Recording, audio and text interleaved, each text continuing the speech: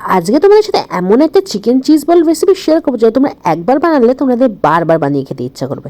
তো প্রথমে chicken boneless chicken নিয়ে নিয়েছি, তার মধ্যে দিয়ে দিচ্ছি আদা আর রসুন। তো আদা আর রসুনের পেস্টটা তোমরা অ্যাড করতে পারো, আমি এখানে আদা রসুন এখানে গ্রাইন্ড করে নিয়েছি একসাথে। তারপর চিকেন একটা সফট স্মুথ পেস্ট বানিয়ে নিই। তো আমার চিকেনের স্মুথটা পেস্ট যদি এত স্মুথ না চাও, একটু যদি আরেকটু কম চাও তো সেটাও বানাতে পারো, কোনো সমস্যা নেই। আমি একটু বেশি স্মুথ করে দিয়েছি। তারপরে এখানে দিয়ে দিয়েছি যে বাদাম পেস্ট। তো বাদাম আমি ড্রাই বাদাম একটু রোস্ট করে পেস্ট দিয়ে দিয়েছি। তার মধ্যে দিয়ে দিয়েছি হচ্ছে একটা বড় সাইজের পেঁয়াজ কুচি। তারপর দিয়ে দিয়েছি আলু, সেদ্ধ করা আলু। আর দিয়ে দিয়েছি হচ্ছে কাঁচা লঙ্কা। তো এখানে সেদ্ধ করা আলু আমি এখানে 6টা মতন দিয়েছিলাম। তো তোমরা এখানে সেদ্ধ করা আলুর পরিমাণ বাড়াতেও পারো, চাইলে কমাতেও পারো। তো এখানে আমি লঙ্কা কুচি দিয়ে দিচ্ছি, তো তোমার ঝালের পর্যন্ত লঙ্কা কুচি দিয়ে দিয়েছি। তবে এখানে কিছু মশলা অ্যাড করবো। মশলার মধ্যে অ্যাড করেছি হচ্ছে হলুদ গুঁড়ো, লঙ্কা গুঁড়ো, ধনে জিরে গুঁড়ো আর নুন।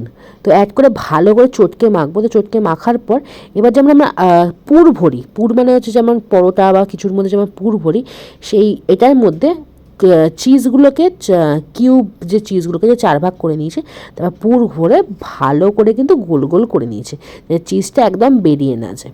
তো ভালো করে চিজটাকে গোল করে যেমন করে গোল বানানো হয় গোল বানিয়ে দিয়েছি। তো বানানোর পর প্রথমে এগের মধ্যে টস্ট করে মানে ডিমের মধ্যে চুবিয়ে, তারপর বিস্কিটগুলোর মধ্যে চুবিয়ে ভেজে নিয়েছি। তো এইভাবেই দেখো আমাদের রেডি চিকেন চিজ বল।